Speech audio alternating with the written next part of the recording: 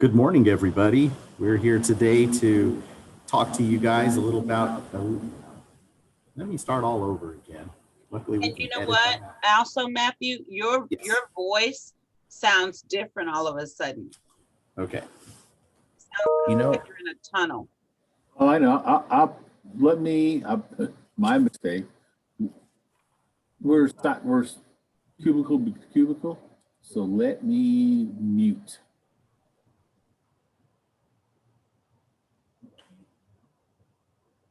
good morning, everybody. We hope that you are here to learn a lot today. We are here to showcase Alief ISD. And today, Chancellor Terry is going to take us through what her program is doing to engage parents within their district. And Chancellor is going to be joined today. Helping her is Denise Bolaños and Kyra Brown. And so we're excited to learn about all the different things that Alief is doing with their parents. And we hope that you're able to glean some ideas from this and put it into practice in your district. And so without further ado, I'd like to go ahead and turn this over to Chancellor Terry. Thank you so very much. We are excited to be with you all today. I would just first like to give credit where credit is due. I want to thank Skip and Terry and Anita for having us today. It is such an honor to be able to share. We would not be able to do what we do without their support and the support of Region 4 and their team. So we just thank you so much for the honor to be able to share. I always start presentations with saying this is not a me thing, this is a we thing. And so when I talk about that, I'm talking about the fact that what we do in Alief definitely can't be done without the support of our superintendent, Mr. H.D. Chambers, and we bring greetings from him, as well as our Alief School Board, the teachers, and the families, and the amazing 38 or so family liaisons that are on here today, as well as our central staff that are on here today.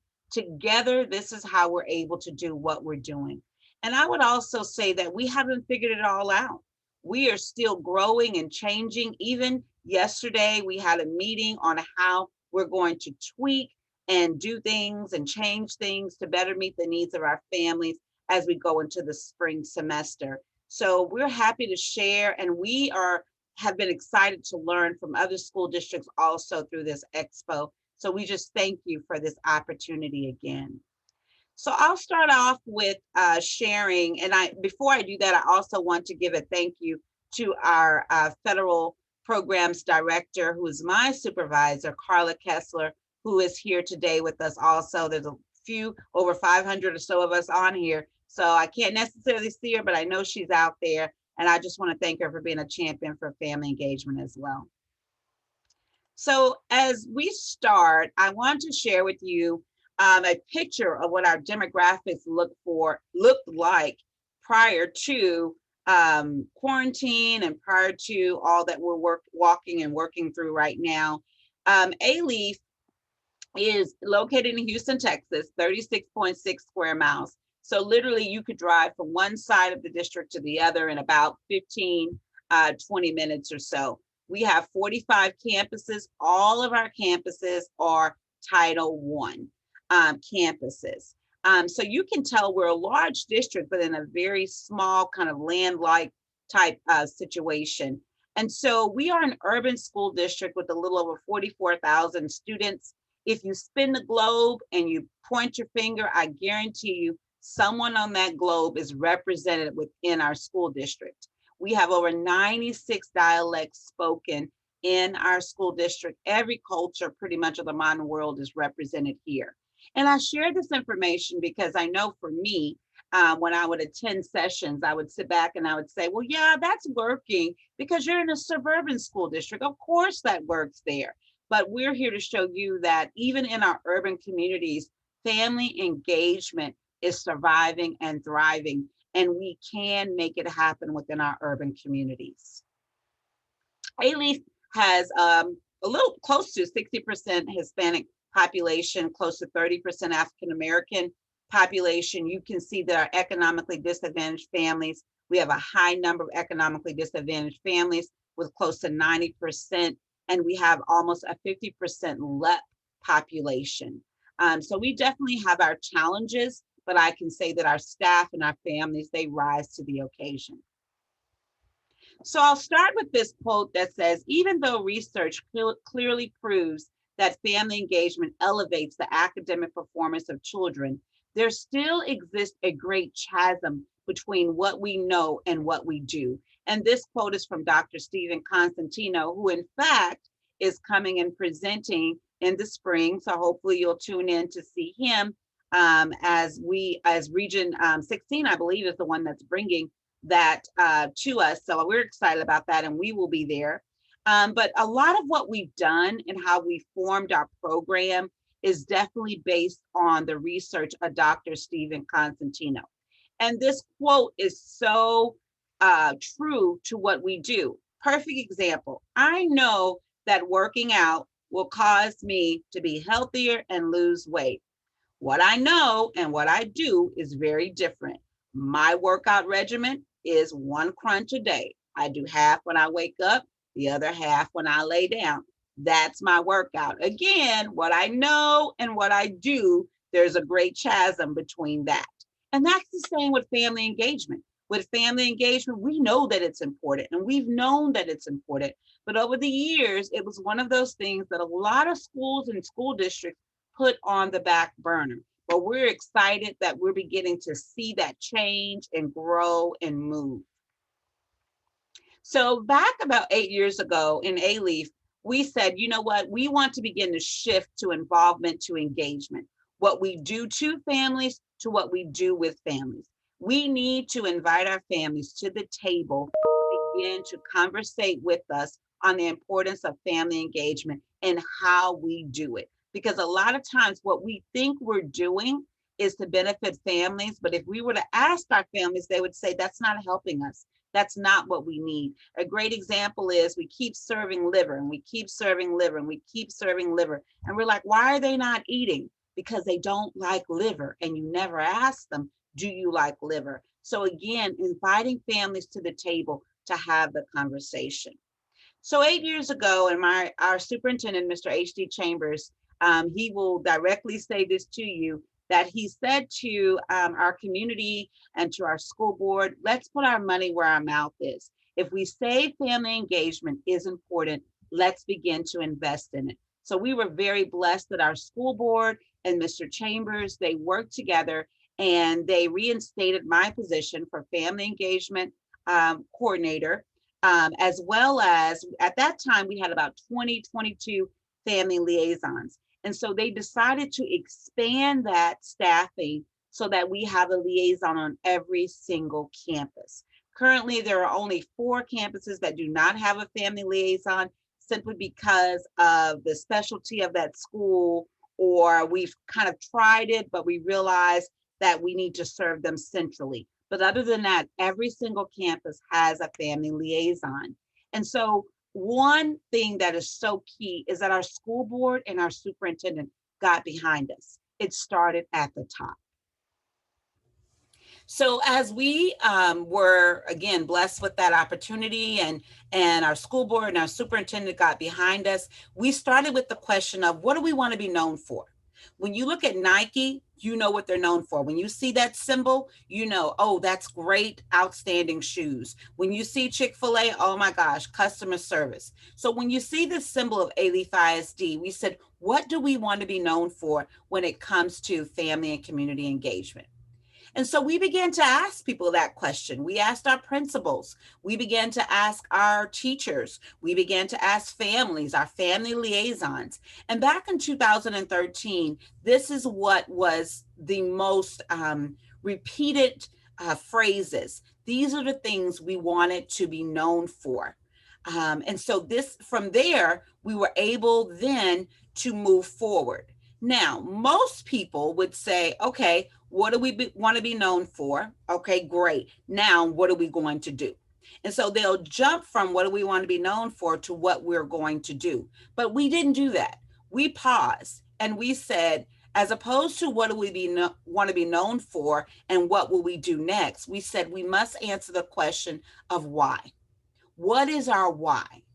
Your why drives your what. If you can answer the question of what your why is, that will always keep you in balance in regards to what you are doing. Because if your what does not connect with your why, then you may need to either adjust your why or adjust your what. I hope you were able to follow that. That was a lot, but your why is so important. People don't buy what you do, they buy why you do it. And this is a known fact in marketing. Even with Apple, they sell the why. Why do you need a phone? Why do you need, and you know what? They sell it well because every time a new one comes out, the line is out the door. So again, important that we sell the why. Why is family engagement important? Understanding the why brings greater purpose to what we do. So for us in Alief, our why was very much connected to breaking the cycle of poverty. If we feel that if we educate our families, if we educate our children, we can break the cycle and they can break the cycle that they're in through education. And we feel also our why. Our why is that we want to build strong homes so we have strong students. So how do we do that? So we said, let's develop 4 pillars that support our why.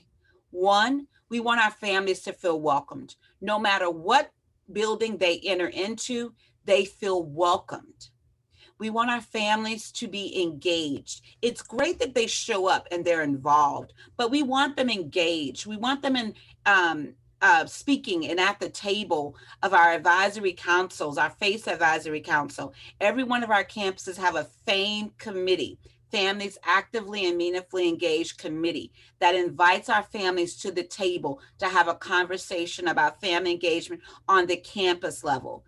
Our families are a part of SHAC, our School Health Advisory Council. Our families are a part of our Education Improvement Council. So we want to have them engage in the process of how we educate their children. We also want our families to be informed, not just about what's going on in the district, but we want them to know and be informed about how their children are individually doing on their campus and in regards to their progress academically. And last, we want our families to be equipped. Our family centers that are on every single one of our campuses, they help equip our families through daily classes, workshops, as well as our campuses equip our families through evening programs and workshops and things like that during the day as well. So when you look at our program, if I were to draw a picture for you, we would say our program is the vehicle. This is the vehicle of which we bring family engagement. And what drives us and moves us forward is our FAME initiative, which I'll explain in a second, Families Actively and Meaningfully Engaged initiative, and the dual capacity model. And I know many of you are familiar now with the dual capacity model, and we'll share more about that as well. And then our steering wheel is our FACE Advisory Council. This is a council that meets twice a year. We bring together our families, our community, administrators, teachers, liaisons, and we sit twice a year, and they help develop our district improvement policy, or our family engagement policy, which is a part of our district improvement plan. So that policy and the things that we're going to do as far as the strategies, our advisory council helps develop that.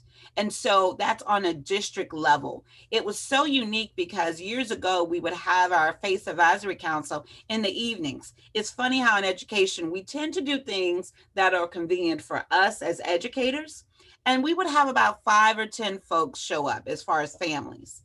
And then we said, why are they not showing up?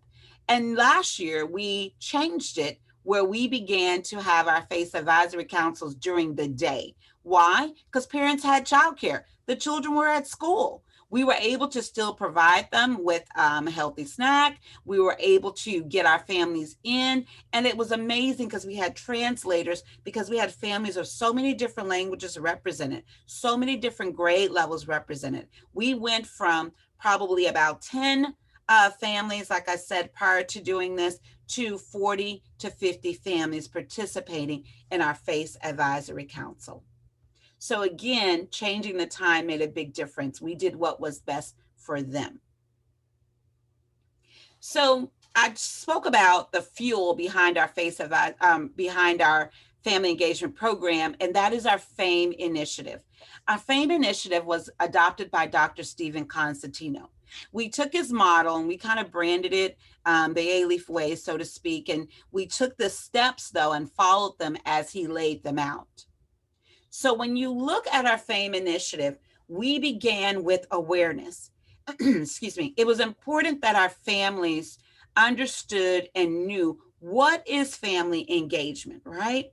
So we began to educate our administrators, our liaisons, our teachers, and our parents on the definition of family engagement. What is it? What does it mean? What does it look like? And then from there, we said, you know what? We need to ask our families the questions that we need in order to serve them better. Excuse me. Again, we a lot of times will do things based on our perceptions and what we feel is best for families, but we're not asking them the questions so that they can give us what they really need. And so what we did is we took the survey developed by Dr. Stephen Constantino, we tweaked it a little bit, and then we began to send it out to our families. What we learned is that our families don't necessarily respond all the time electronically. And our amazing team of family liaisons, they began to take iPads and whatever they needed to take outside to pick up lines and get the information back from families. We also said, you know what, we need to do hard copies because many of our families, that's how they better respond. So we began to give hard copies of all these surveys and to get their responses. And our team, again, of amazing family liaisons, they actually sat and put all of those responses in. We had over 3,000 responses from our families, which for us is really good. And so we were able to take that assessment and those responses, and each campus then was able to develop what we call a FAME plan, Families Actively and Meaningfully Engaged plan, for each one of their campuses. And then we as a district, of course, took the survey and we were able to take those results to develop our district plan as well. And so on our campuses, each one of our campuses developed a FAME committee. And that committee is a committee made up of families, teachers, community members, administrators.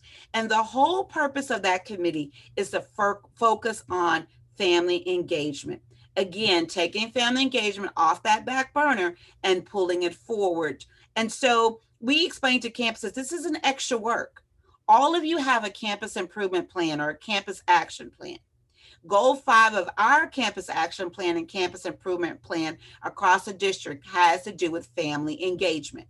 So all we want you to do is pull that out of your campus action plan and discuss it, assess it, and ensure that it's happening. Meet monthly or every other month as a committee. And so again, they took that FAME plan and they began to work it out, program implementation. And then of course they evaluate and sustain it each year. This is a cyclical process. So this is something that we do every year. We're constantly offering awareness training. We're constantly asking questions through surveys, constantly redeveloping our plans, implementing them, evaluating them, and sustaining them. So here's a quick video of our family engagement program in action. Alief ISD's Family and Community Engagement Program is committed to serving all of our Alief families. Research shows when families are engaged in their children's lives, this has a positive effect on student success. Alief's FAME, Families Actively and Meaningfully Engaged initiative, is what fuels our Family and Community Engagement Program. The FAME initiative supports our 4 goals: families feeling welcomed, engaged in our schools, informed, and equipped. One of our goals in the Family and Community Engagement Program is to have a welcoming environment for all of our families. We want to ensure that all our families feel at home. After 3 days of his arrival in America, He came here within 3 hours time. He got the admission in the school. He is enjoying this school. I mean, he loves this school because of this hard working of the teacher of the school.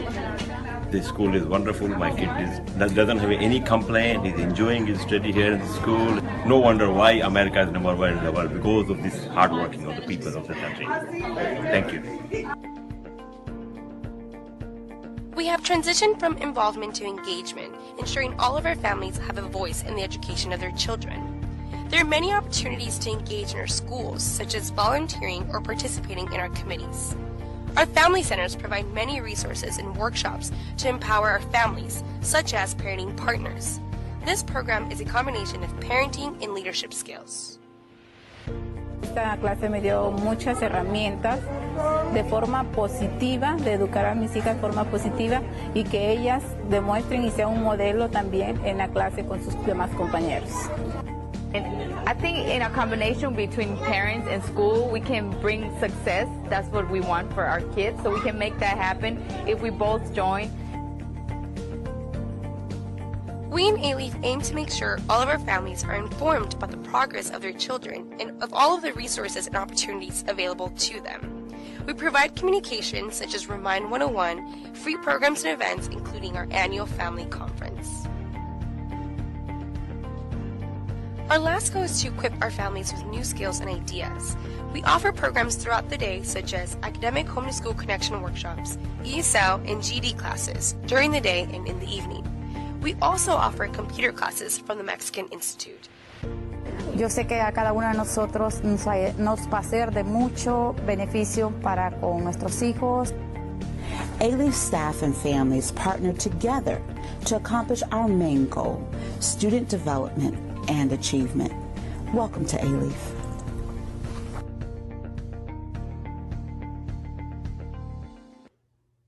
So that's a little bit about our family engagement program there. You can also see that video on our website at aliefisd.net/family. And you can find a lot of the videos and a lot of information regarding our program as well. So some of the celebrations, obviously this is prior to the pandemic, but we're able to measure a lot of what we do by collecting data. We've built an internal database within our school district. And what we do is we take the sign-in sheets that are required by Title I, of course, whenever our families engage, and our family liaisons, as well as our central data entry clerks, they input this information into our data system. So every time a family member engages, we can connect that engagement to the student, to the point where, for instance, in January, I'll send a report to the campuses. They will be able to see what percentage of their student population has had a family member engage with the school. They will also be able to see what students, for instance, they've not had a family member engage. And so during that time, usually during a regular school year, what they might say is, let's connect that child to a mentor, or let's make sure we reach out to that family, or let's go do a home visit. So it lets us and it gives us informed information. Last year, our doors opened over 56,000 times, and this was about mid-year last year. And so that told us, you know, if this is increasing, then perhaps we are growing in regards to our families feeling welcomed. Again, nearly 9,000 families attended open house. And what we notice is that that tends to increase every year. So again, our families are definitely feeling welcomed.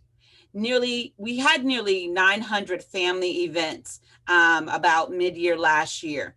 And of those almost 900 events, nearly 200 of them were academically support, in other words, provided academic support activities. So they were linked to learning activities. And we're growing in this area. This is something we're really trying to encourage our campuses to do more of. I share this in regards to our volunteer program because what we're excited to see is that nearly 53% of our Alief volunteers were family members of Alief students. That shows us that our families are actually engaging and contributing back to our schools. When we started back 8 years ago in regards to revamping and relaunching family engagement in Alief, about 27% of our students had a family member engaged with the schools. And you can see now that nearly 75% of all of our students have, as of last year, had a family member engage with the school. And this is consistently growing every year.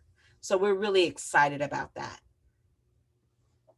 We can also celebrate the fact that last year we were recognized by Region 16 and TEA for receiving the 2019 Promise Practice Award, and they celebrated our initiative of the Family U Conference. And I'll share more about our Family U Conference. The Family U Conference definitely does illustrate how we can build dual capacity within our school districts. And so here you see a picture of only about half of our family liaisons, our superheroes in Alief. You know, many times I'll ask school districts, you know, what does your structure look like? Because I'm curious on how you support your campuses. So I wanted to share with you our structure. So you can see here, obviously I'm the Family and Community Engagement Coordinator, and then Denise Bolaños, who I say is my Batman and I'm the Robin, to our team and she's our Family Engagement Specialist. Laura Escamilla, who has been a liaison with us before even me for over 20 years. She serves as our lead liaison, and major kudos to her because she serves our early childhood program, Jumpstart and Lena Start. She leads that program. And then also we have our itinerant, again, Elizabeth Gonzalez, who also has been here for over 20 years, and Maria Maldonado. They're both our itinerant family liaisons. Together, the five of us support the campuses. We split the campuses and support them. Also, and we could not do anything we do without my assistant, Virginia Naheda, and then Rhonda Great Heath, who helps serve all of our volunteers across the district. And then, of course, we have our 38 to 41 family liaisons across the district, again, on every campus. So this is our structure in case you're interested in knowing what that looks like. And together, we all work together to provide the programs you see here. You'll see our early childhood programs of Lena Start and Jumpstart, our programs that help build a leadership within our families. Again, making sure that we're pulling on that wealth of our families through All Pro Dad and parenting partners. And then also we are engaging our teachers, and we're reaching out through the practices of home visits, as well as academic parent teacher teams, teaching our and partnering with our families so that they can help build a bridge between school and home. And then we have our programs that support literacy and just hands-on engagement through our partners of the Children's Museum of Houston and the Houston Area Urban League that offers our literacy programs. And in the center of that, you have our family centers. Again, our family centers are on every single one of our campuses currently, and they operate Tuesday through Friday prior to the pandemic. Currently, they're operating Tuesday through Thursday. And again, that's happening virtually through Zoom. So you look at that and you say, okay, great. But we felt, okay, we need to go to the next level, especially when there was a change from NCLB to ESSA. You know, ESSA, a lot of what ESSA talks about is family engagement. And so within that, we also began to look more into the dual capacity framework. We did not want to get rid of our FAME initiative, but we felt that it was important to merge the FAME initiative with the dual capacity framework for family school partnerships. And I know many of you are familiar with the diagram and familiar with the dual capacity framework. As you know, that's how it originally looked. And as of, I think 2 years ago or so, it began to transition into this diagram, which is more linear, and it depicts the start of educators and families kind of being divided. And then throughout the diagram itself, you see that they come together to form an effective partnership. So with the dual capacity framework, we and the dual capacity framework address both the need for families and educators to be educated in the topic of family engagement. The challenge is many educators, as you know, if they go through school, they don't take a course that focuses on family engagement. But yet we were saying, you need to do it, you need to do it, you need to do it. But everyone's asking, how do you do it, right? And so at the same time, many times we would say, okay, well, let's train our teachers on family engagement. And so then our teachers are excited and they're like, yay, family engagement, let's go. And they go knock on the doors of families, and families are like, what are you doing here? Whoa, what are you talking about? Or we'll train the families on family engagement, and they come running into the schools ready to engage. And then the teachers are like, whoa, what do you want? We don't understand what you're talking about. So it's so important that we train them in concert together so that they learn together the importance of family engagement. And so we wanted to address this challenge as well through our programs and our initiatives and our practices.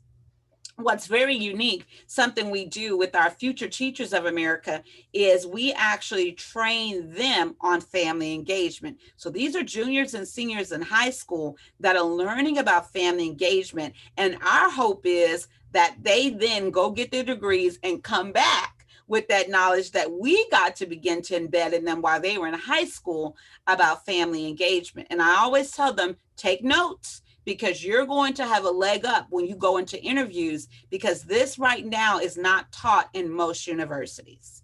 And so we always love doing that every year. So the intention of the dual capacity framework is to provide a compass. It's not to provide a roadmap where it says turn left, go straight. It's pointing you in a general direction for the development of effective high impact strategies and initiatives that truly do build the capacity of our educators and families. As you know, with the new development of the new form of the dual capacity framework, the new diagram for it, also a new what is the word? A new definition. There's the word. A new definition of family engagement came out. It's right there on the slide in front of me. Family engagement is a full, equal, and equitable partnership among families, educators, and community partners to promote children's learning and development from birth through college. And I love this definition, and I pointed out 3 words: full, equal, and equitable. It's so important that it's full. It's a range of different practices and activities. It's equal so that families and educators meet in the middle. And it's an equitable partnership. Everyone has access to family engagement. What I love about Alief is just recently this year, we've just completed initiating a equitable process and an equitable statement within our board goals and within our mission. And so we're really excited about that. Equity is so important here and should be important across all school districts. And then the one important sentence I want you to notice is that family engagement is a practice and not a program. And we're repeating this over and over again with our administrators and our campuses. Family engagement is a practice and not a program. And I'll talk more about that. So again, we're breaking apart that definition that I shared with you. And when we look at this diagram, this talks about the challenge, which I've already shared with you, and that we're addressing through the dual capacity framework. But moving from the challenge to the essential conditions, we start with first the organizational conditions. And I have this arrow here saying we have to start here first, because if it's not embedded in the practices and in the organizational conditions, it's very hard to move forward. So when we look at this, this is one area where we've been very blessed, again, from the beginning. We've had the organizational conditions in place, starting with the systemic condition in regards to embracing. It's embraced, and family engagement is embraced by leadership across the organization. So our school board, our superintendent, our administrators, they support family engagement. Was it a turning of the ship? Absolutely. But definitely we see the horizon. We see it moving forward. Also, organizational conditions to have in place. It has to be integrated and embedded in all strategies. I share one of the most exciting moments I remember when we started this process is when our transportation department, they began to use, excuse me, what are called smart tags. And I loved it because it was a way for us to communicate with families and say, hey, your child got on the bus. Hey, your child didn't get on the bus. Hey, we just dropped your child off. And so it was a way to embed family engagement and communication in all of our areas of education within the school district. And the last organizational condition is that it has to be sustained with resources and infrastructure. Again, we are truly blessed because our family liaisons, our program, our myself, we are funded locally. We don't depend on federal funds to fund our positions. Our school district has said we will fund it locally. And then of course we add on and supplement our programs through federal programs as well and federal funding. And so once these organizational conditions are in place, we can then move to our process conditions. Remember, family engagement is a practice and not a program. So we began to look at our practices in regards to building relationships and building mutual trust, as well as the practice of making sure that we embed opportunities to link learning into things that we are doing. So I'm not going to talk a whole lot about why we cultivate and sustain effective family school partnerships, because I feel like I'm speaking to the choir. You guys get the why. I'll just go into it a little bit, but not really deep. And so when you look at this diagram here, you see 5 essential supports. This is what is known to support education, these 5 essential supports, right? Professional capacity, making sure you're growing and training your teachers, leadership, strong leadership. They're the drivers for change, student-centered learning, instructional guidance, right? And you notice parent and community ties is there. But a lot of times, this is what happens. All of those others are there, and then this just kind of drifts away. And people don't understand, why are we not moving forward? Well, we're doing all these things, but my question would be, where is family engagement as a part of your essential supports? It's important that we put that back into the picture and that we not leave family engagement out if we want to see movement and progress in regards to academic achievement for our students. So I'll shift from why to how. How do we cultivate powerful partnerships?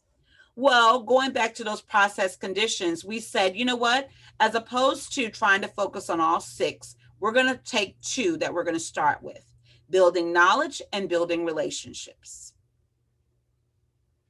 And so when we look at the first process condition, relational, building and built on mutual trust, we had to begin here.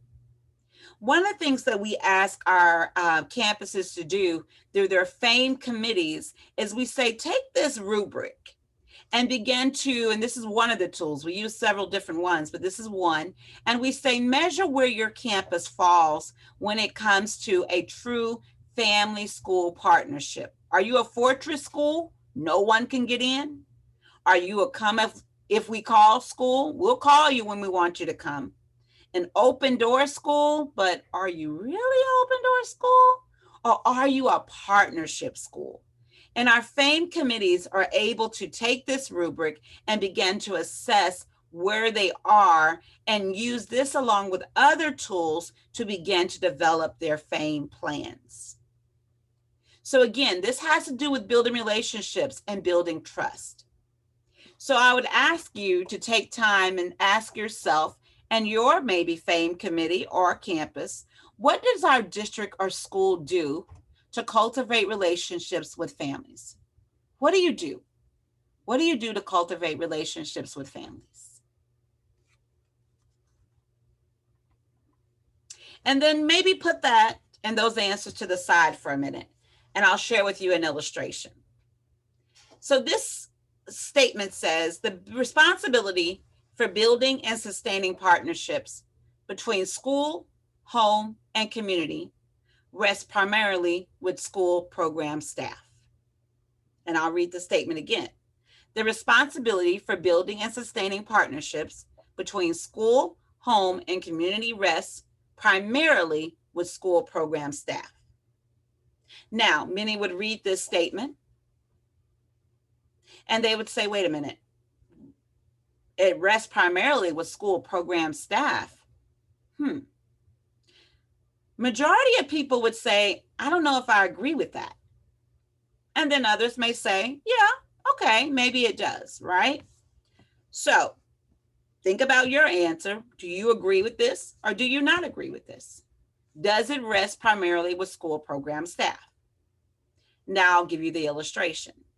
So imagine the fact that you're going to your mailbox and you're opening your mailbox and there's a wedding invitation in the mailbox. You're like, oh, wow, this is beautiful.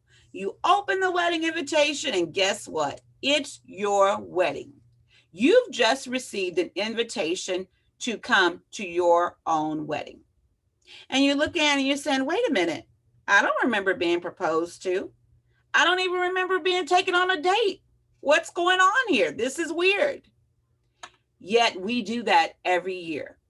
We say, families at the beginning of the year, come on in. Come on in. We want to see you. Come to our house. This event is for you. We planned all of this for you.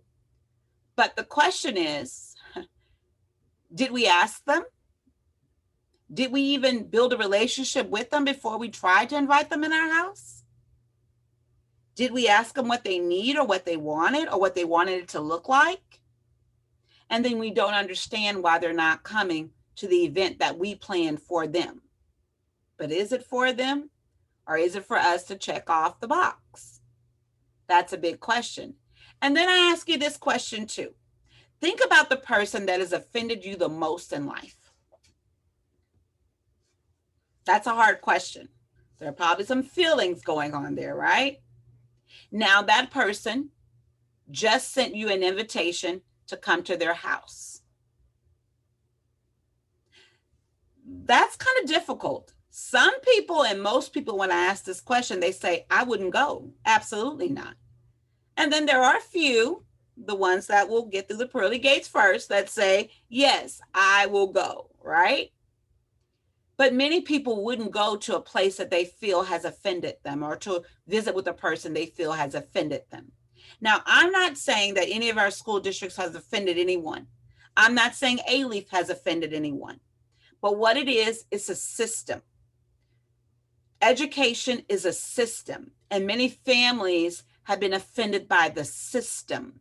Rather it be that when they were growing up, they had a bad experience, or rather it be the fact that I don't have my papers or my legal papers, so I'm not comfortable going to the school because I don't know what will happen. They're afraid, or they've been offended by the system. And yet we don't understand why they won't just come in, because we've not taken time to build the relationship before the invite. So when we look here, it is important, again, family engagement is a practice and not a program. Programs don't build trust. Programs don't build relationships. We have to look at our practices. So if you go back to the question I asked you a few minutes ago, I said, what does your school district or school do to cultivate relationships with families? I implore you to cross out those things that are events.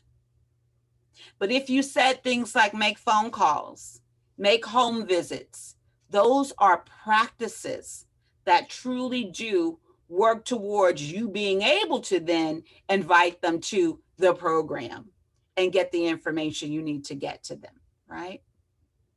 So when building trust, these are the elements that we want to look at: respect, competence, integrity, personal regard. And when we're looking at those 4 areas, we have to ask ourselves these questions. Are we seeking input and listening carefully to what families have to say?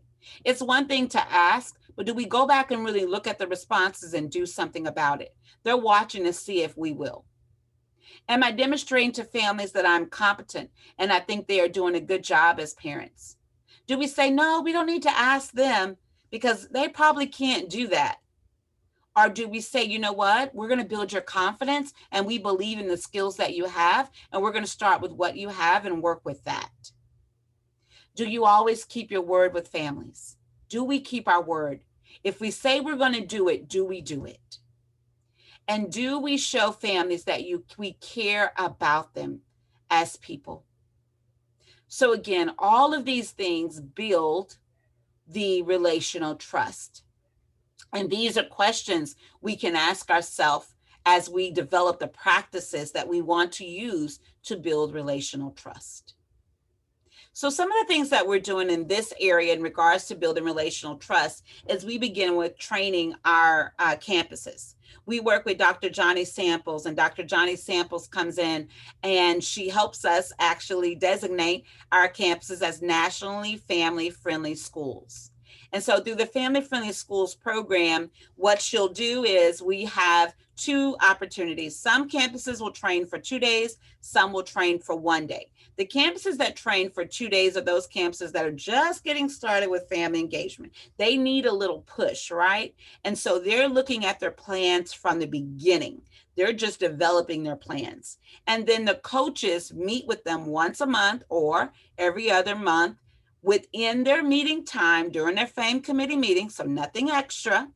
And the coaches help them work through their plan. And then we have another set of campuses that are already moving along. They're doing a good job. However, they may be struggling with a specific population.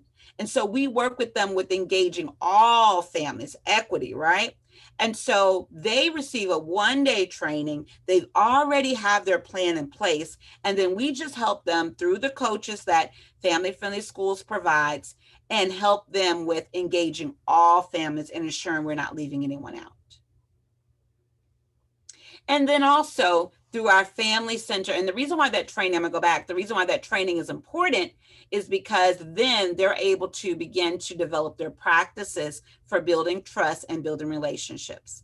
A lot of our relationships also start in our family centers. Again, our centers are offered on every campus. Now they're being offered virtually through Zoom.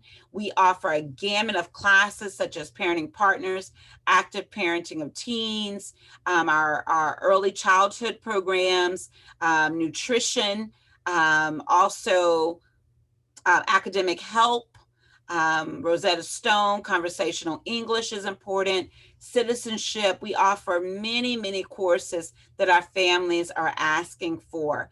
And again, we're building that trust because we're meeting their immediate need of what they need, offering them resources, rent resources, food resources. And then also we build trust with our families because we want them to know that we believe in your talents and skills. We understand that you may not be able to do the 8th grade math. I'm an educator. I can't do it either.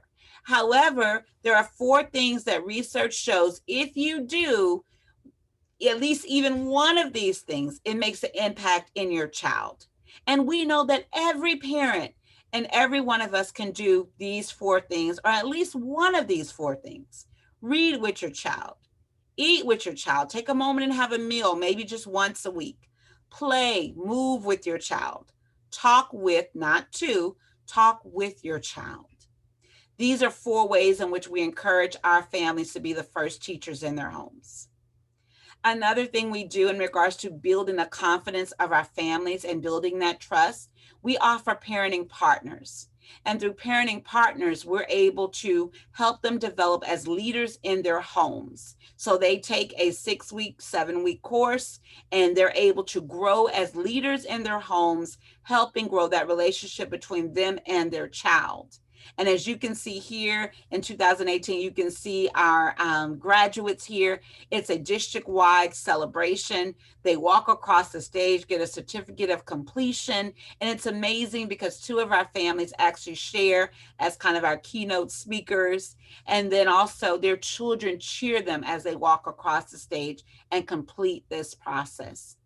What's also exciting is that we choose different graduates to then come back the next year and engage in a 2-day training to then become facilitators. So they take what they learn and then they begin to train other parents alongside our family liaisons as facilitators.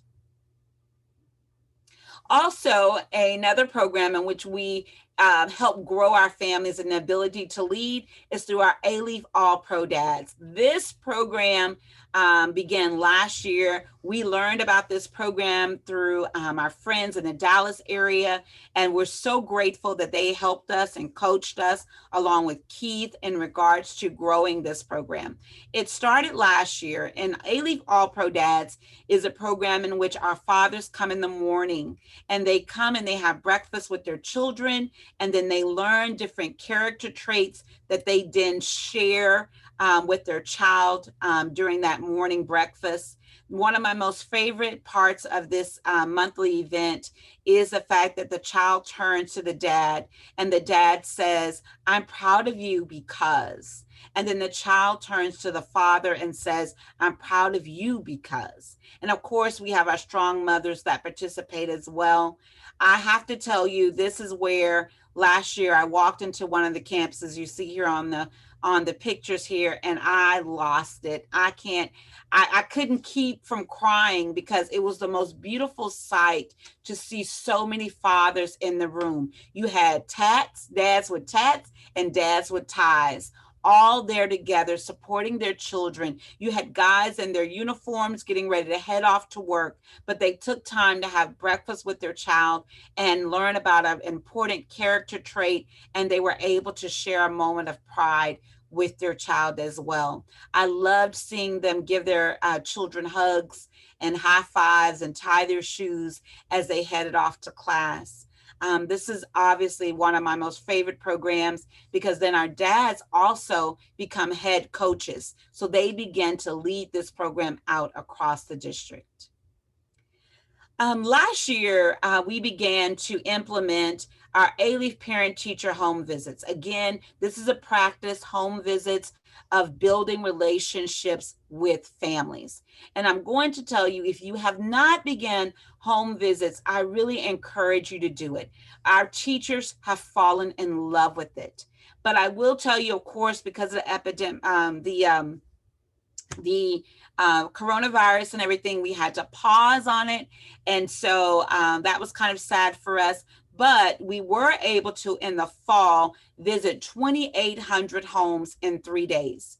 We realized that we had children missing and we wanted to go out and find where they were. And these home visits were so impactful, and I'll share more about them. But I'm going to share a video with you that shows the impact of home visits and how this practice will build relationships within your schools.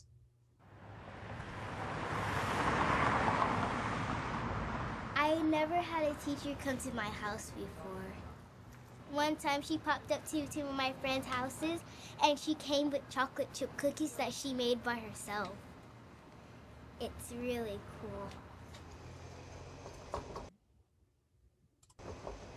Not sure if it works in this way. Hey, going this way? Okay. So Makayla has been keeping track of some of her work this year. So she wants to kind of go through and share that with you, kind of let you see some of her goals for school. So you want to start off with Module 1? On Module 1, I got a 45. Module 2, I got a 35. Then Module 3, I got a 78. The reason we do this is because if I just see, oh, it's a 78C, I might think, oh, that's really not that great. But looking at where she came from, that is incredible. I was so proud of you. Ever since I first started teaching, I remember seeing families come in for parent-teacher conferences. Seeing the child next to their family member just made things different. They belonged to someone, and they were someone's whole world.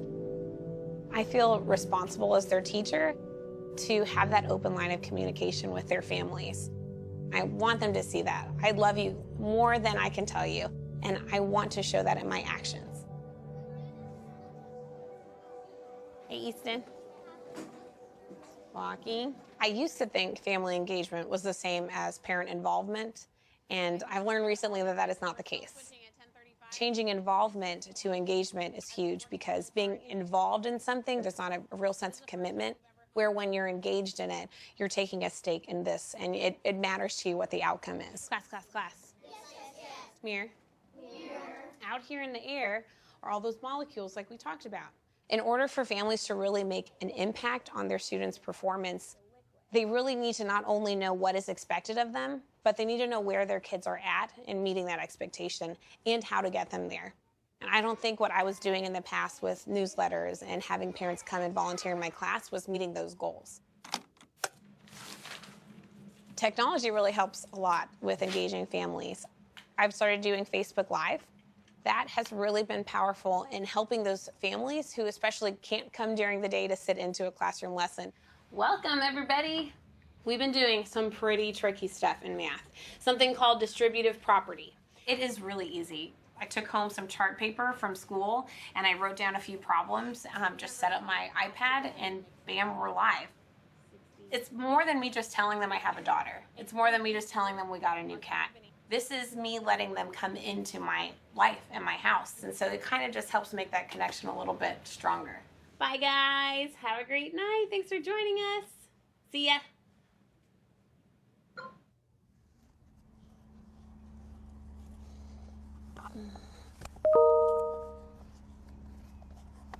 This year for me, I feel like because I put so much stake into family engagement, I know other things have kind of fell by the wayside. You would have to be absolutely perfect to be able to get every single thing right in education. So I think it's okay to understand that we're all growing.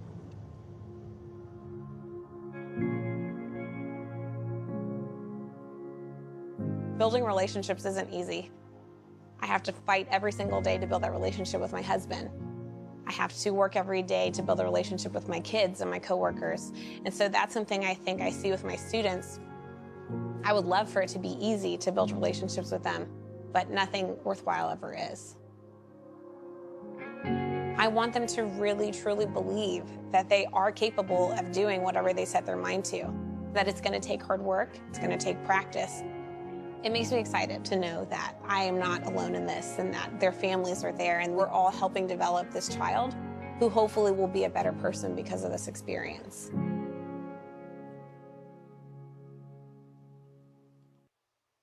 I love this video because it really depicts the power of home visits. And what I love about it is that she says that it's not easy. It's not something as a teacher that's just so easy to do, but it's worth it. And she says that, you know, in the beginning, she thought involvement was engagement, and then she realized it wasn't the same. So I think home visits allow for families to learn, but also for educators to learn. Research shows students whose families received a home visit had 24% fewer absences. And I can tell you that our teachers who have begun the home visit program, they see the difference and they see the buy-in for the families. They can call that parent and pretty much get whatever they need from that parent in regards to the education of the child because the relationship has begun. And so home visits definitely a huge piece in regards to one of the practices we use to build relationships. So now we'll look at building knowledge. So we know one of the essential conditions, again, that we're focused on this year is linked to learning. Ensuring that our events are linked to learning and that we embed that practice into what we're doing. For instance, muffins with moms, awesome, wonderful. But why not math muffins and moms? Why not taking then the ingredients, taking it home, and then that parent makes the muffins with their child after you've given the mom the muffin and had the conversation with them at the school, embedding the practice of building a bridge between school and home. Dads and donuts, awesome, great way to build relationships, but taking it to the next level. Dads, donuts, and dominoes, being able to do the math and activities that then dads can use to play dominoes with their kids, but also building the skills that are involved in math. So when we think about that, if you were to take a minute and think about the activities, 3 events or activities that your campus currently offer for families. Just think about 3 events or activities. Maybe you write them down, maybe you're thinking about them in your head. 3 or so activities that your campus or your district currently offers for families. Now, I want to challenge you. Look at those 3 activities.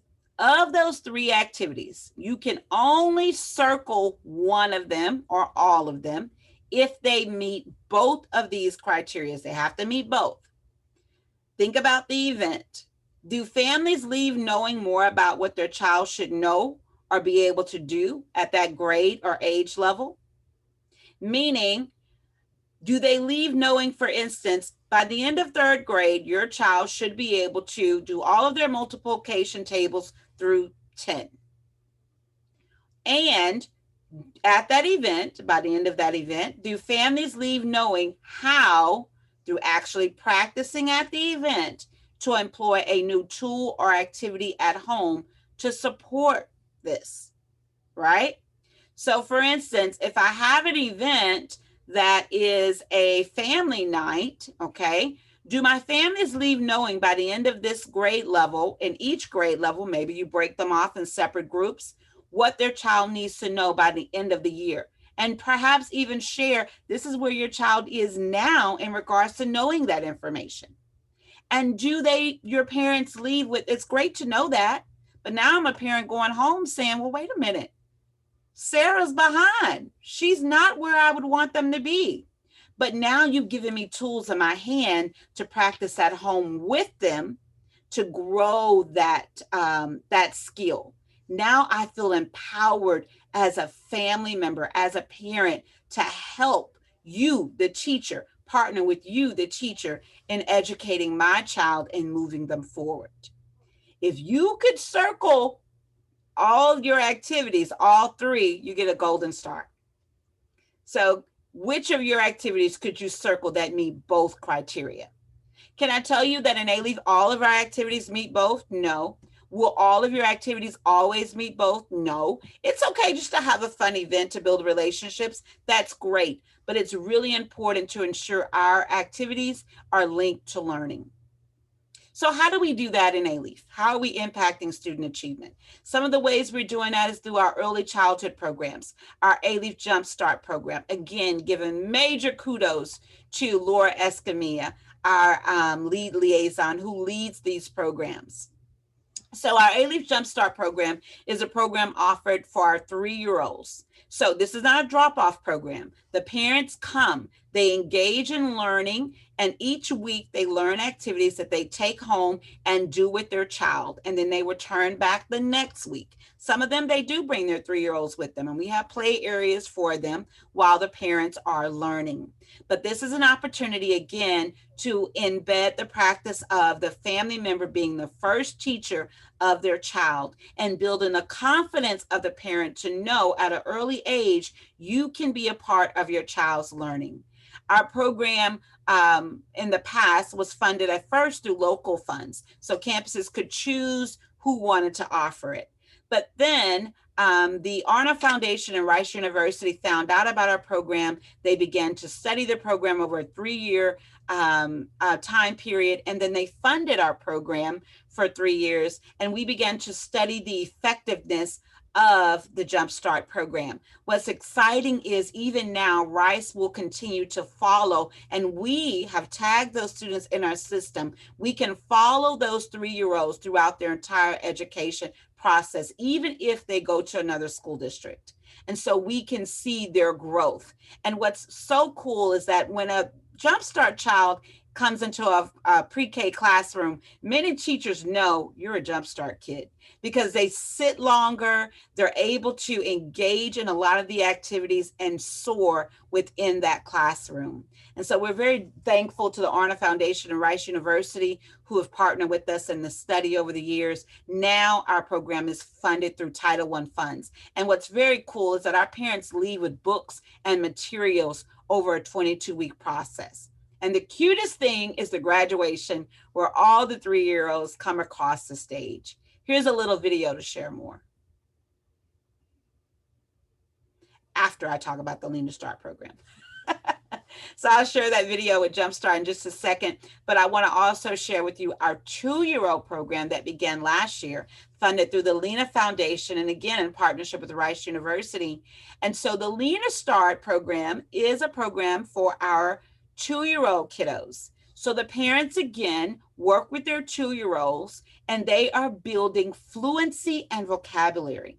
As you know, in many of our urban communities, our children struggle with being behind in fluency and vocabulary. And so the Lean to Start program offers activities and trains our families in strategies to use to build vocabulary and fluency with their child. These cute little 2-year-olds have bibs on that have what's called a Lena in the pocket. The Lena is like a pedometer. It counts the words and the turns that are happening between the parent and the child. And this device is so smart that it's not counting TV interactions, it's not counting interactions with other children. It knows the interaction between a parent and a child. And so it's measuring the number of turns. What's cool, just like a pedometer, it doesn't track where you've been. So the Lena does not record what you're saying, it records the interactions. And the parents get to see that growth every year when they download every week when they download the Lena and see the progress of their child. So we're very excited about the Lean to Start program. Here's a video, as promised, about our Jumpstart program.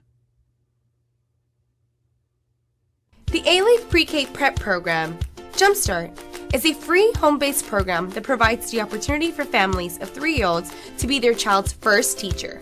Alief's Jumpstart program gives our 3-year-olds a jumpstart into their education journey. Not only does she learn, but as well as myself and my family, because there's a lot of things that in this program that we learned that in order for us to have success with my kid, we had to get involved more. Jumpstart is a 22-week program that provides free materials and books and focuses on school readiness. Upon completion of the program, our 3-year-olds are able to identify their colors, their name, numbers, and they have overall better motor and verbal skills. I decided to bring Jumpstart to my school and invest in that because early childhood education is very important to not only myself, but the district and the state. And I wanted to get a jump start on that. And that is really important for our students to start building their language as soon as possible and learning those social emotional skills and reading skills and listening skills and all of that. I like part of the program where it helped my daughter Paris a lot, just help her learning and growing, and she's learning more faster now with this program, so it helped a lot. Sign up today. Space is limited. Contact your Alief neighborhood school for more information or call 281-498-8110, extension 50001. Give your 3-year-old a jump start. Love the Jumpstart program. Great, strong program for building our early childhood kiddos. Again, you know, I keep saying this, and I know it sounds like a broken record, but family engagement is a practice and not a program. And so in addition to the different, of course, programs, but practices that you've seen in regards to building the wealth of knowledge within our families, we also offer what is called the Academic Parent Teacher Teams program. This began last year.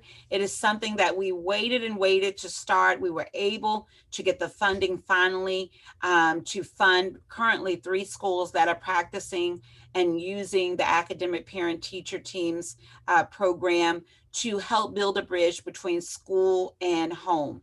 And currently we are still offering academic parent teacher teams virtually. We will begin actually in January. Our teams just went through the training earlier this week. And so they will have a second training in January and continue and roll out academic parent teacher teams. Academic parent teacher teams is an opportunity for families to come to the school. The kids, they go off and they play and do their own thing, and the families sit in the classroom with the teacher. And it allows the parent to see where their child is in regards to what they should be knowing within that course or within that class during that school year. And it's amazing because the teacher puts a chart up on the screen, and she shows the progress of every child. Of course, it's anonymous, so you have a folder that has the number of your child, and you can see where your child falls among other students, as well as where the class falls among other classes within the school. And then once the parent sees this, the teacher is able to show the parent a strategy that they will use with their child weekly to help grow the skill for that particular class. And all of the parents work together with their children once a week. They set the goal along with the teacher for the child. And that's amazing because usually teachers will set goals for students, but the parents don't know what the goals are. So the parents play a part in setting the goal for their child, and then they play a part in helping their child meet that goal through the activities that they use at home. And a lot of times the schools provide the manipulatives or whatever resources are needed to practice that skill at home. And then the parent comes back after 6 weeks, and they can see the progress of their child. And usually they come back 3 times. The academic parent teacher team nights happen usually 3 times throughout the year. And they can see the progress and celebrate the progress that the teacher has made alongside the parent, a true partnership. Other things that we offer and that we partner with, we want to build literacy with our families through hands-on engaging events. And so we partner with our Houston Area Urban League and Scholastic to bring literacy nights to our intermediate schools. We'll be doing this virtually actually next week with all of our intermediate schools combined. This is really exciting that all the kids receive 2 free books at the end of the night.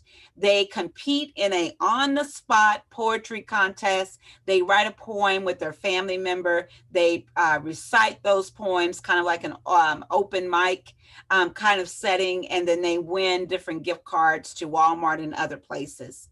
So it's a really fun way to promote literacy. And then what's really cool is all of our elementary campuses prior to the pandemic, they travel to our Children's Museum, and it's totally free. The Children's Museum pays for the travel there, and the families get to engage in hands-on learning, which is really exciting because many of them may not get to leave their neighborhoods, and they get to travel to an amazing museum with lots of hands-on fun activities. Last year, over 5,000 families traveled to the Children's Museum with their children and engaged in these activities. So I know that the question has come up in regards to what are you doing for your secondary families? What's happening there? And again, we promote All Pro Dads. A lot of our middle schools are involved in the All Pro Dads program. We have an amazing event called Hastings 100, where we recruit 100 men to stand at the doors and in the entryways of our high school. And they basically are holding up signs, giving high fives before the pandemic, and welcoming the kids to school and saying, we hope you have a great day. My favorite story is a mom who was parked in the parking lot of the high school, and she was just bawling. She was crying, and we're like, are you okay? What's going on? She says, I'm fine. I'm just so excited because I've never seen, and I'm so moved and touched. No man has ever told my daughter to have a good day at school. And so to see 100 men telling my daughter, have a good day, it means so much. And so this is a very impactful program that we do, again, showing our families and our kids that we support them. And of course, we do our college nights, FAFSA and TAFSA nights. What's unique about our college visits is it's not just a student that goes to our college visits. Lisa Shelvin at Hastings Ninth Grade Center, she does a tremendous job along with our high school teams, and she invites the families. So the families board the buses and they go on the college visits. And we've done some of these visits now virtually, where the families are able to visit the colleges virtually. A favorite moment was when we took our families to the Career Center here in Alief, where we offer so many different unique programs. And our families kept asking, this is free for our children? This is free? And a lot of our families don't realize the great programs that are happening within our schools. So it's so important to expose our families to what's happening right there at their child's school. So that was impactful for us. So you've seen a lot of things that we've done prior to the pandemic. We've kind of told you, we've shared with you a few things that how we've tweaked a few of those things, but we'll go a little bit deeper now. As you know, 2020, somebody pushed the button and then this is what happened. Sorry, folks, the world is closed, right? So then what happened? You work from home, you work from home, everybody works from home, right? And then what happened? We decided, oh, we're not wearing pants today. We're going to go to work, right? So working from home today, no pants. And then this is how 2020 felt. It's like looking both ways before crossing the street. And then all of a sudden we get hit by a plane. We did not see that coming, right? But what we know is here in Alief, we had to adopt a growth mindset. My team, and I told them just the other day, I was very emotional about it because what they've done with what they have has been truly amazing. And they've adopted the growth mindset of, instead of thinking, I can't do it, we can say, I'm still learning, we're still trying, we're going to figure out how to do it. And so growth mindset has been so important for us. And then we know that educators are so resilient. Educators are so creative. Teachers can do virtually anything, and they're doing it virtually now for sure. And we know it has not been easy. And so with that, we too said we have to transition to our virtual family centers. And so on our website, I'm going to go ahead and share with you how we began and what we're doing now to share information with families. So I'll share this link here. And I'm going to do a new share so that you can see it.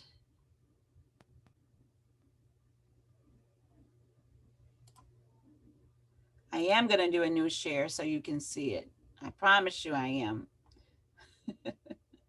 Let's see if that works. You see it? Are we good? Thumbs up. Awesome. So when you look at our website here, aliefisd.net/family, you'll see again a lot of the videos I've shared with you. But what you'll also see is a link here to go into what we call our virtual family centers. So SMORE, S-M-O-R-E, is a program we use and a device and a platform we use to send out virtual newsletters to families. But what's so very different, and we send it out district-wide, but we also ask our campuses to send it out as well. But what's unique about this is the SMORE and the newsletter we send out is very interactive. So I'll share with you one of our SMOREs. I'll share with you two of them actually, because our liaisons really get involved within developing the SMORE. They bring in their own families. They offer different courses and classes. You can see here a lot of videos that have been added in. If you click on some of the other devices here or links here, you'll also see interactive activities. But here's a great little video that was made by one of our family liaisons who was a new mom. We're going to see if it plays. Sometimes it takes a minute. Hey,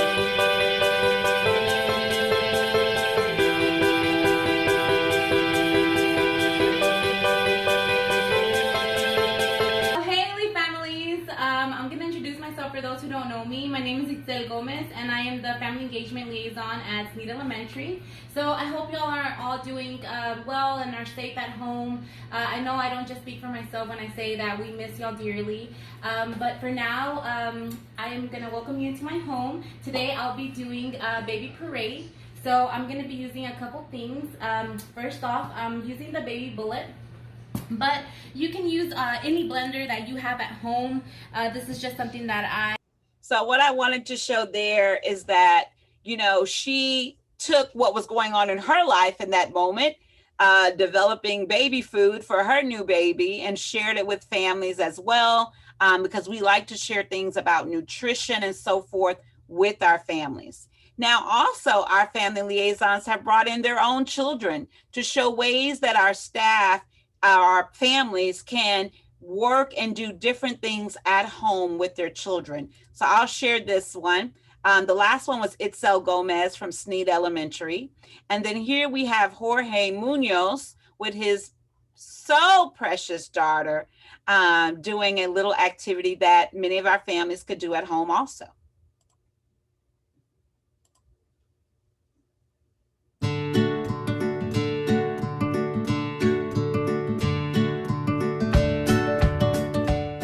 Hello, Alief families. It's us again, Jorge and Ellie. I am your family liaison from UNC Elementary.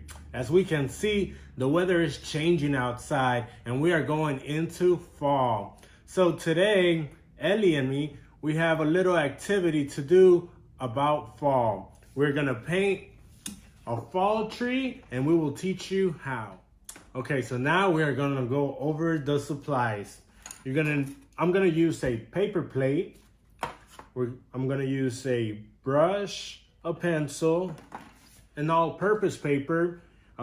With these kind of paper, you could use watercoloring, acrylics, any type of paint that you might wanna use.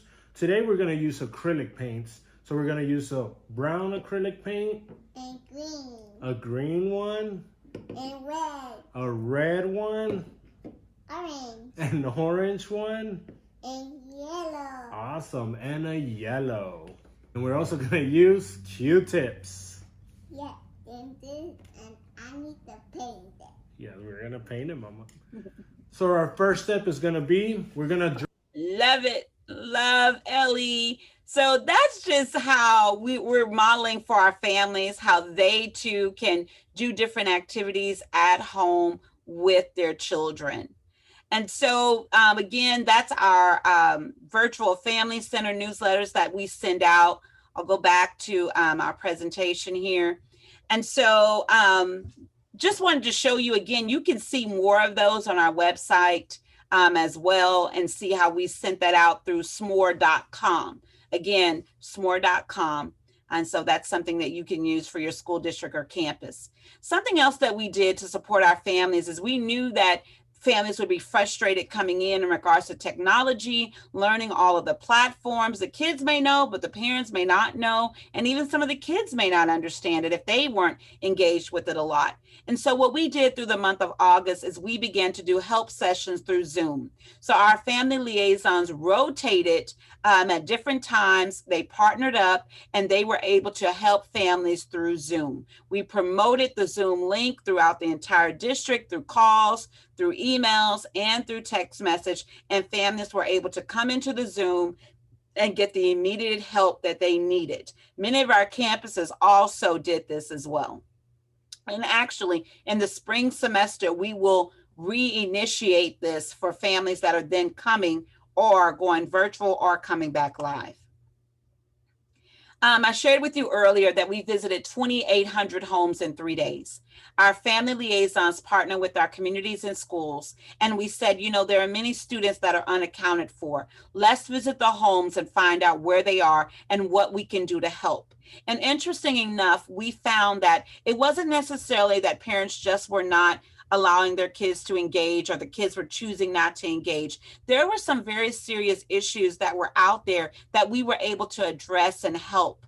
And so it really opened our eyes to the needs of our families and communities. Again, the practice of home visits being so very important. We found, for instance, one young man, he said, I'm going to get on this week. I haven't been able to because I went out of the country during the break, and then I was stuck in an immigration camp and not allowed out until now. That's why he couldn't engage. And so we were able to give him the resources to catch up. We also found a mother who she unfortunately opened the door covered in bruises, and she had gone through a lot. All the technology had been taken away from her and her children because her husband did not want them to have access to report the abuse. And when she opened the door, the first thing she said to our liaisons was, please don't take my children.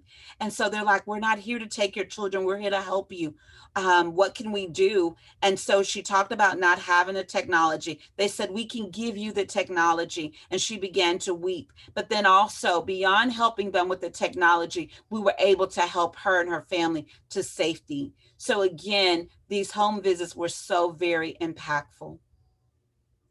After we kind of were making sure that everyone was settled in the schools, we then began to open our virtual family centers through Zoom. And so our opening week was September 9th through 11th. And as families began to come back and kids began to come back live on the campuses, we wanted our families to know, hey, our schools are open. Kids can now come back live. So we began to offer Saturday Alief Live, where we did a car parade throughout the school district, led by our buses, who led kind of the routes. And we just wanted our families to know your children can come on back into school or of course continue virtually, but we wanted our families to know we supported them and that we're here for them. Also during that time, every home was called. Every teacher called every child in the school district. Over 200,000 meals were provided within the first few months. Over 30,000 devices and 6,000 hotspots were provided. Now even more have been provided. Over 17,000 calls from help were answered and families served. Some of the other things that we did is we provided town hall meetings. Isaac Igia at Alief Middle School, he did a virtual town hall meeting where resources and information was shared in regards to wellness, in regards to communities and schools, and being able to get resources to stay in their homes and not be evicted. And then, of course, we shifted from having our All Pro Dads on every campus to having a district-wide All Pro Dads meeting. Here's a quick peek at one of the videos we sent out to our families to promote our All Pro Dad district-wide events.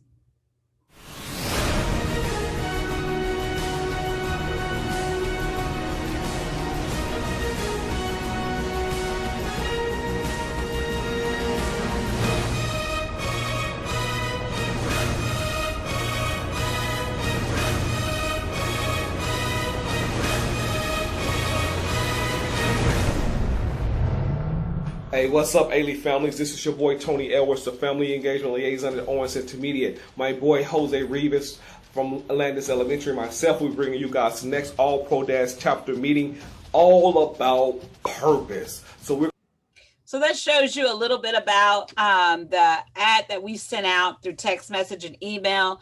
Jose Rivas is also featured in that video.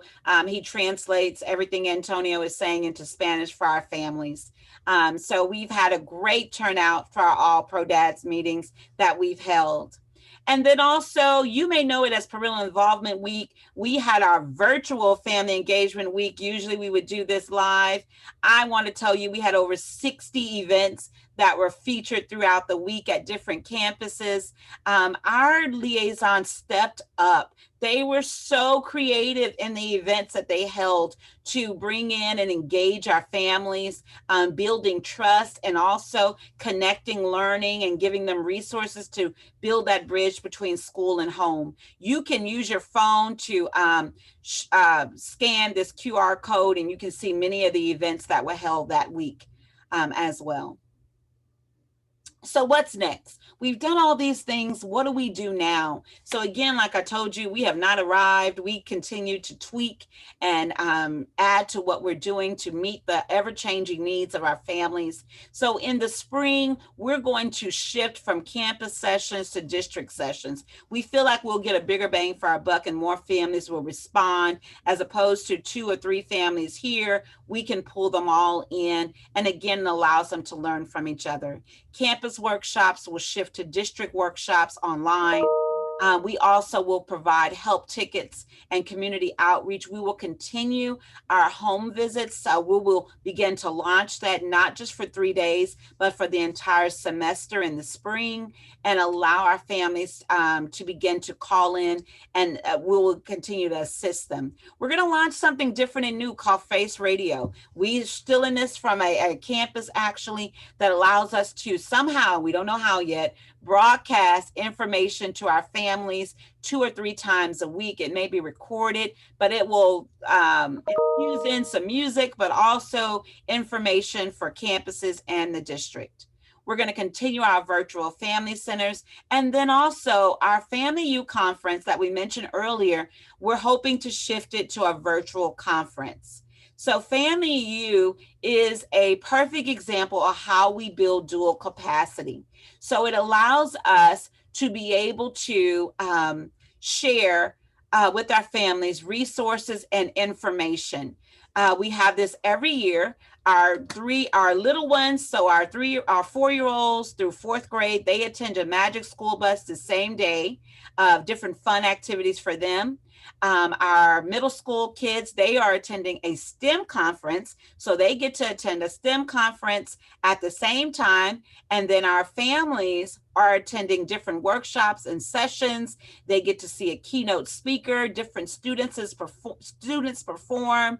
There's free food for our families, tons of giveaways. And then at the same time, our educators are receiving sessions about family engagement. All of this is happening under one roof, and over 700 participants usually play a part in this. And so we're hoping to shift this to probably a scaled down version, but virtually this year. Here's a little peek of our trailer that we used last year for our Family U conference.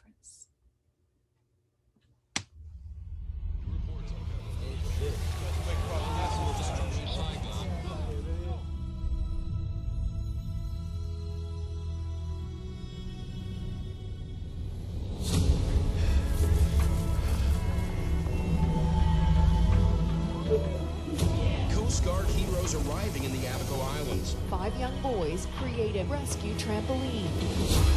The first to run a marathon in under 2 hours. We have seen what we thought was unseeable. A relay of dogs will lead blind runner Tom Panic across the finish line. Nicolas Mahut lost in the French Open, but then his 7-year-old son ran onto the court to give his dad a big hug. Her and her sister have been heroes for many little girls out there. I will thank my amazing mom. She's my hero. Hi, I love you. Exactly what I was thinking. When you are free to be you, it is the best feeling in the world. He's the Sully Sullenberger of pizza. My family is making a grant to eliminate their student loans. We know deep down what's right and what's needed. I'm gonna fight this. Who says I can't? Nobody! Here it comes. Never been done in competition. The category is love, y'all, love! Use your heart, your courage and vision to fix, to heal, to empathize, to connect. Because living life for something bigger than yourself is a hero's journey.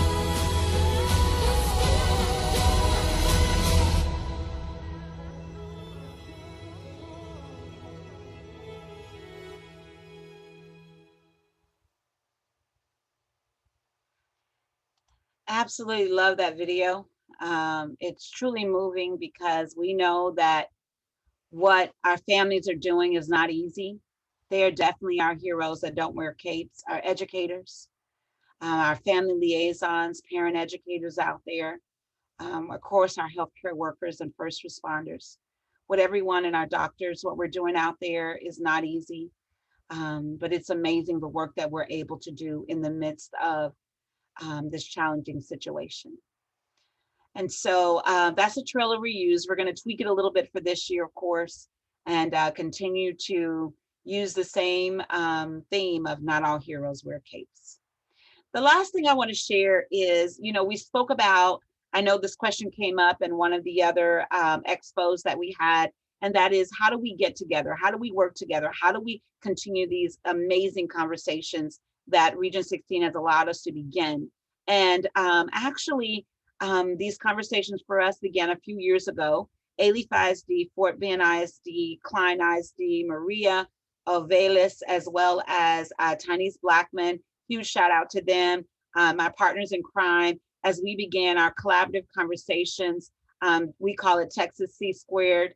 And so this idea was birthed in the parking lot after a Region 16 conference here in Houston. And we said, how do we move forward our staff? How do we allow them the opportunity to meet together, share, and discover together? And so we began what was called collaborative conversations.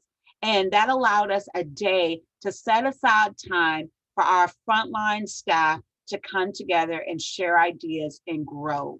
And we always say, we encourage you, collaborative conversations, it does not have to happen under a roof or in a big setting. It can happen on the phone. It can happen through an email. Collaborative conversations are so important for us to share, because at any point in time, an Alief parent could be a Fort Bend parent or a Klein parent. And so, as you know, we planned for our third annual collaborative conversations to be held in Fort Bend ISD. Everything was laid out. It was going to be one of the biggest ones we've ever had, and the epidemic happened. So what do? We said, okay, it's still important for us to talk. So we began to gather the leaders of those in our areas. And it was so amazing because people reached out to us that we hadn't even reached out to and said, can we be a part of this conversation? And so in 2020, we did a fall, well, obviously this is still 2020, but is it still 2020? But in the fall of this year, we did what was called a fall huddle. And we brought together the leaders of Alief, Fort Bend, Klein, Spring Branch, Lamar Consolidated, HISD, and Aldine. And we just said, how are we going to meet this challenge? What can we do together? What is it that you're doing? And we were able to share ideas. And so I share with you the information of how you too can do a collaborative conversation in your area. This information is shared also on the Region 16 website, as well as our website on aliefisd.net /family. But here's a quick video of what that day looks like. My name is Stephen Duong. I am a family engagement liaison at Alief ISD. My name is Carla Fuentes. I'm a parent educator for Fort Bend ISD. Hi, my name is Brenda Perez. I work with Lamar Consolidated ISD. Hi, my name is Trina Morford, and I'm a parent liaison at Spring Forest Middle School and Spring Branch School District. Good morning, everybody. My name is Tammy RV. I am an elementary counselor at Northampton Elementary in Klein ISD. And this morning, I am here at the Klein Multipurpose Center. I am here for an all-day session called Collaborative Conversations, okay? And we have different schools from Klein ISD that is going to be represented here, as well as other districts such as Fort Bend and Alief, to get together to collaborate and kind of share ideas of what we do to get our parents engaged. So I'm so excited to learn about all the new things that are going on in the other schools and districts, and can't wait to share those things with you. Have a great day.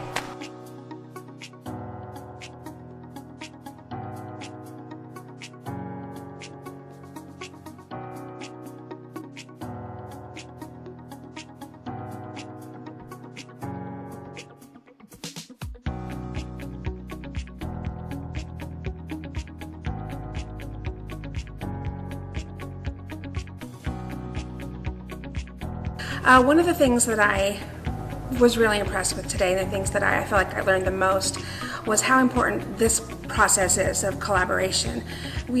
Whether you're in a position as a parent liaison or a district employee, and whether you're an infant in your job, whether you've been there 1 or 2 years, or even maybe your school district is in like the infancy of creating their family engagement process, you are here with people who are just beginning and those who have been in this process for many, many years that are helping you to grow in this process.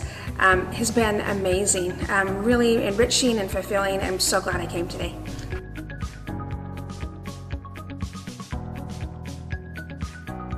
What I have learned today here is there are great opportunities and some very creative ideas of how to tie the engagement of your families. The reason why I came to the lunch meet is because I was really wanted to know what other districts were doing to improve their parent engagement efforts at the campus level and the district level. Our ultimate goal is to help out the families and connect them in our schools, tying that missing key of involving our parents into their children's education. So we get to listen to other districts and find ways we can either implement, change it up and tweak it so it could fit in our communities and help our families reach the ultimate goal of having success within their own home and making that connection and building a relationship with the school. So I get to hear from a lot of districts, a lot of people who do the same thing that I do, and they can help me out to have success in the family centers.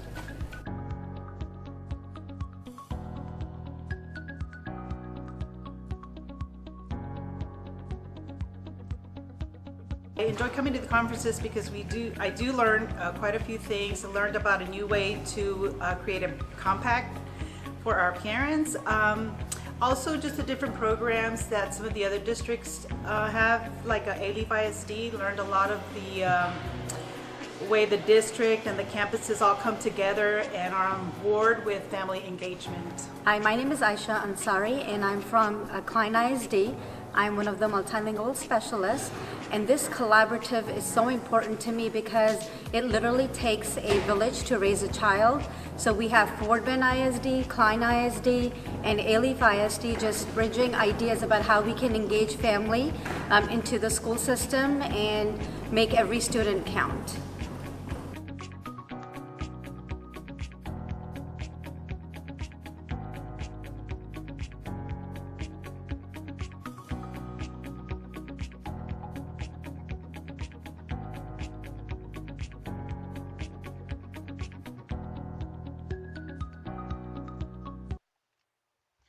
So hopefully that kind of gives you an idea what we do with collaborative conversations, and we encourage and just, you know, really challenge others to start having conversations with each other about what's going on in your area, especially now. That's so important. And that's why we're so thankful for the expos that have been offered through Region 16 and TEA. This has been an amazing opportunity to learn from each other, and we're excited that you're going to continue this. I just want to thank you again for the opportunity to share. Feel free to contact us with any questions. We're always happy, willing, and able to assist and provide any information so that we can all work together to help engage all of our families across Texas. Thank you again for the opportunity. Huge kudos also to Kyra Brown for all the videos and graphics you saw today. She's amazing, and we so appreciate her hard work. Thank you again for having us, Terry, Skip, and Anita.